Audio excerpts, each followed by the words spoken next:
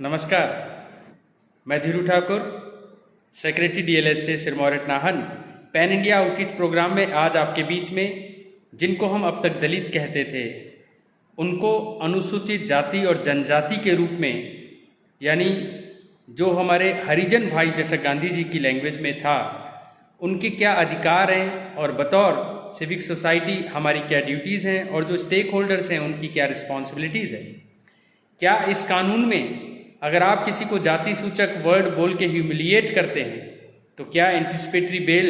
यानी कि एफआईआर दर्ज होते ही कोई बेल नहीं मिलता, आपको तुरंत अरेस्ट कर लिया जाता है, कोई एंटिसिपेटरी बेल का प्रावधान नहीं है।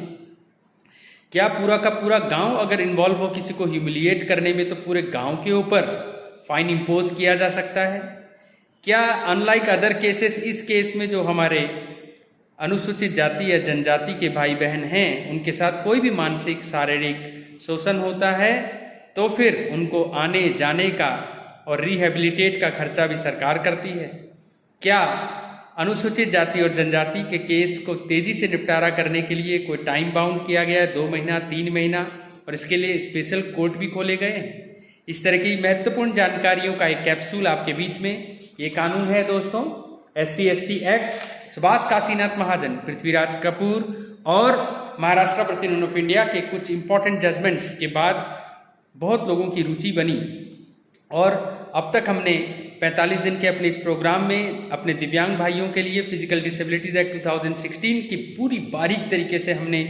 जानकारियाँ ली। 2021 में विकास की जजमेंट और सिद्धा राजू की जजमेंट पे भी हमने उनके राइट्स, ड्यूटी, सब चीज़ों को जाना। चीफ कमिश्नर क्या होता है, स्टेट कमिश्नर क्या होता है, क्या 2 में से 1 विकलांग होना यानी कि दिव्यांग होना ज़रूरी है,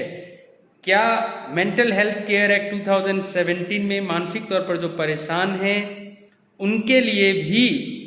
जो शेल्टर होम चला रहे हैं, हाफ वे होम चला रहे हैं,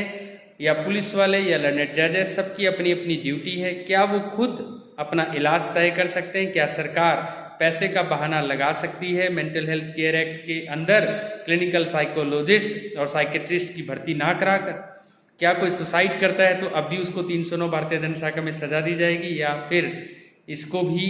रोक दिया गया है और उसको इलाज की ज़रूरत है, ये कहा गया है। ये सारी चीज़ें जानने के लिए आप हमारे पिछले वीडियोस को देखें। इस बार हम SC/ST एक्ट 1989 को लेंगे, जिसमें 2005 में national commission of the scheduled tribes को लेकर कुछ रूल्स भी अमेंड हुए हैं, उसके बारे में भी हल्की सी चर्चा करेंगे। दोस्तों, मैं आपको बताना चाहता हूँ कि जो भी बातें यहाँ पर आप सीखेंगे ये ऑथेंटिक इन्फॉर्मेशन ज़रूर है, लेकिन इसको लेकर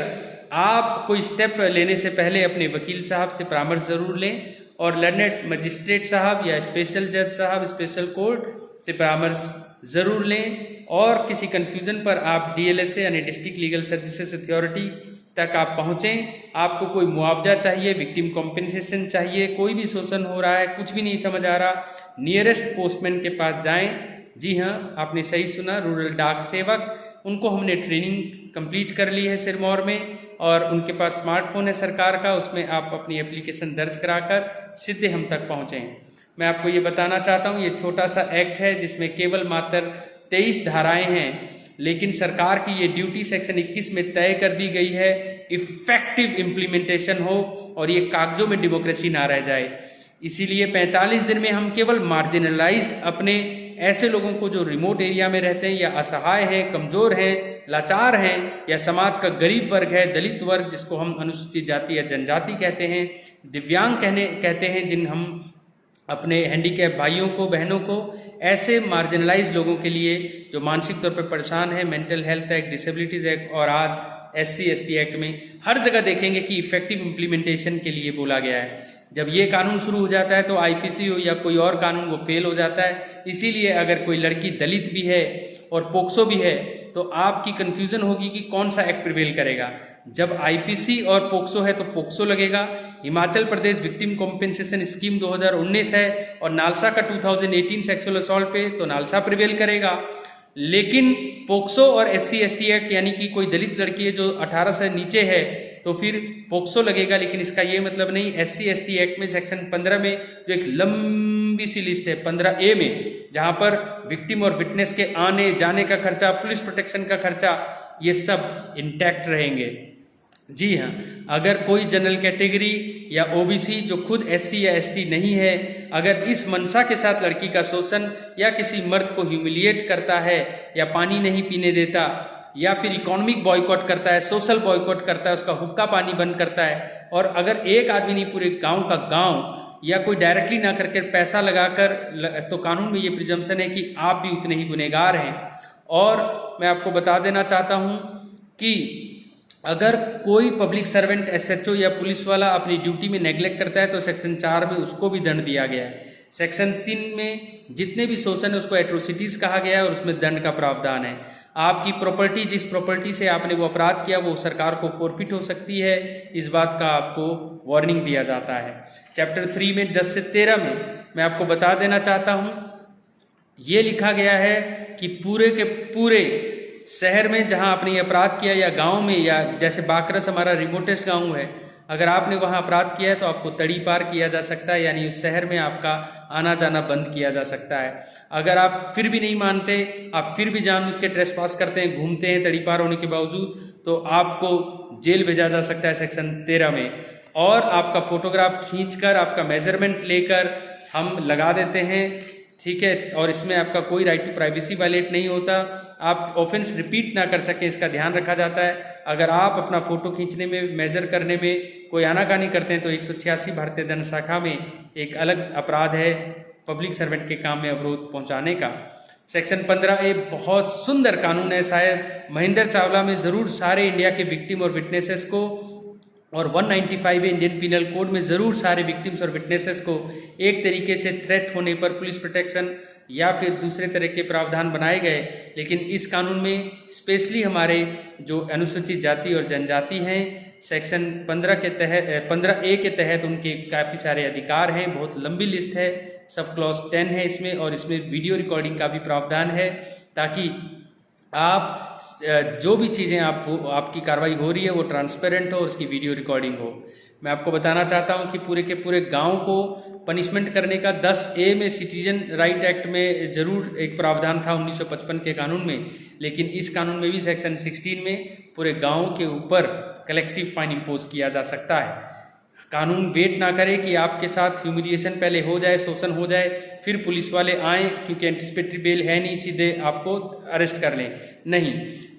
केस होने से पहले, आपके ऊपर शोषण होने से पहले सेक्शन 17 में कुछ प्रिवेंटिव एक्शन लेने हैं, और जिसमें कि तड़ी पार का मैंने प्रावधान बताया, और भी कई प्रावधान बताए गए हैं। सेक्शन 438 सीआरपीसी यानी एंटिसिपेटरी बेल आपको नहीं मिलता, लेकिन जनरल कैटेगरी के हमारे बार बार ये पूछते हैं कि सर हमें कोई झूठा फंसा दे, कोई इसका मिसयूज़ करे इतने बेहतर कानून का, तो हम ये बताना चाहते हैं कि इसके लिए ललिता कुमारी की जजमेंट और पृथ्वी कपूर की जजमेंट में ये, पृथ्वीराज चौहान और पृथ्वीराज चौहान की जजमेंट में ये क्लियर कर दिया गया था कि अगर जिन तिलों में तेल नहीं है, टोटल एब्यूज़ है, प्रीमा फेसी एलिगेशन ही सच नहीं है, वहाँ पर एंटिसिपेटरी मिले न मिले प्री अरेस्ट बेल आज भी मिलता है। आपको ही मैं बता देना चाहता हूँ, इस कानून में अगर आप कोई अपराध करते हैं तो आपको प्रोबेशन ऑफ ऑफेंडर का बेनिफिट भी नहीं दिया जाएगा। सेक्शन 19 में ये बात लिख दी गई है, और आपको नौकरी आने में भी मुश्किल हो सकती है। ये तो था एक ब्रीफ डिस्क्रिप्शन। इकोनॉमिक बॉयकॉट का मतलब क्या होता है ये मैं आपको बताना चाहता हूँ कि आपको केवल क्योंकि आप दलित हैं, यानी कि अनुसूचित जाति या जनजाति से आपको काम नहीं दिया जा रहा, तो आप भूखे मर जाएं, इसको हम इकोनॉमिक बॉयकॉट कहते हैं। आपके लिए एक्सक्लूसिव कोर्ट खोले गए हैं, और जहाँ पर एक्सक्लूसिव कोर्ट खुल गया वहाँ पर फिर डायरेक्ट कॉग्निजेंस का प्रावधान भी दिया गया है। इसके अलावा सोशल बॉयकॉट में भी लिखा है हुक्का पानी बंद नहीं करा सकते आप, ये सारे अपराध माने जाते हैं। सेक्शन 3 जो है उसमें बहुत अच्छे तरीके से अपराधों को बहुत डिटेल में लिखा गया है, जैसे कि कोई आपके ऊपर तेजाब फेंके, कोई बदबूदार चीज़ फेंके, कोई कचरा फेंके, कोई आपको फुल्लन देवी जैसे आपने मूवी देखी बैंडिट क्वीन, आपको डिसरॉब करे यानी न्यूड करे, लोगों के बीच में आपकी बेइज्जती करे, आपको ठग कर आपकी प्रॉपर्टी का हेर फेर करे, आपके क्योंकि आप दलित हैं तो कोई फिल्मी स्टाइल में आपके क्रॉप्स को, आपकी फसल को बर्बाद करे, आपसे हल जुतवाए, आपसे जो ह्यूमन फीसिस होते हैं यानी कि जो मल होता है अगर वो उठवाया जाता है ज़बरदस्ती, आपसे कोई मर गया तो जानवर या इंसान तो उसको उठवाया जा रहा है, या आपसे जानवर जैसा व्यवहार किया जा रहा है, आपको इलेक्शन वोट नहीं लेने दिया जा रहा, वो आपने इलेक्शन लड़ा तो आपको लड़ने नहीं दिया जा रहा, लड़ लिया तो आपको पावर एक्सरसाइज नहीं दिया जा रहा, आपको वोटिंग जगह घुसने नहीं दिया जा रहा, फिर आपको धमकाया जा रहा है, फिर आपको झूठे केसेस में फंसाया जाता है, या आपको जो है एनॉय करने के लिए, इंजरी करने के लिए गलत इन्फॉर्मेशन दी जाती है, रास्ते में आपकी कोई बेइज्जती करता है, आपको कोई गाली देता है, आप जिसकी पूजा करते हैं उसको कोई बेइज्जती करता है, आपके लिए कोई गंदी बातें करता है, या आप जिनकी बहुत रिस्पेक्ट करते हैं उनको अगर कोई बदनाम करता है, केवल औरत क्योंकि वो अनुसूचित जाति या जनजाति से है उसका फ़ायदा या सेक्सुअल या अदरवाइज उसको टच किया जाता है, या चाहे वो औरत जो है मतलब उसका कोई प्रीवियस सेक्सुअल इंटरकोर्स का हिस्ट्री भी रहा हो, लेकिन केवल इस बात को लेकर कोई आप पे आपकी प्राइवेसी आपको गारंटेड ले, आपके सेक्सुअल रिप्रोडक्टिव राइट को वायलेट करे, आपको शराब या कोई ऐसी चीज़ें पानी में डाल दे, आपको पीने ना दे पानी, और गांव का सड़क है वहाँ से जाने ना दे ये बोलकर, और शादीशुदी करने के लिए बैंड बाजा बारात के साथ आपको पब्लिक प्लेस में ना जाने दिया जाए, कल्चरल प्रोग्राम ना करने दिया जाए, डिस्पेंसरी या एम्प्लॉयमेंट की जगह नहीं दिया जाए, जादू टोना या जिसको बोलते हैं आपको चुड़ैल समझकर आपके ऊपर कोई टॉर्चर किया जाए, सोशल इकोनॉमिक बॉयकॉट, तो 6 महीने से लेकर 5 साल तक का दंड सेक्शन 3 में है। और मैंने आपको बताया कि अगर कोई झूठा फंसाता है जिसमें कि मौत की सज़ा आपको हो जाती है तो उस आदमी को भी मौत की सज़ा दी गई है। और कोई आपका घर के आग लगाता है आपके जहाँ पर आपकी खेती है या पूजा करते हो वहाँ पर, तो आजीवन कारावास का सज़ा है। और नॉर्मल आदमी अगर अपराध करे जहाँ 10 साल का दंड है आईपीसी में, लेकिन दलित के साथ हो तो उसमें लाइफ इम्प्रिजनमेंट सेक्शन 3 के 2 के 5 की मैं बात कर रहा हूँ। और इसके अलावा ये जानकर कि आप शेड्यूल कास्ट हो अगर कोई अपराध करे तो उसमें जो है भारतीय दंड शाखा के अलावा मतलब फाइन भी दिया जाएगा, फाइन का प्रावधान है, आपकी प्रॉपर्टी फोरफिट कर ली जाती है, उस फाइन से आपको कॉम्पेंसेट किया जाता है। रक्षक ही भक्षक बन जाए, पब्लिक सर्वेंट खुद करे तो 1 साल तो मिनिमम उसको सज़ा है। और अगर कोई झूठा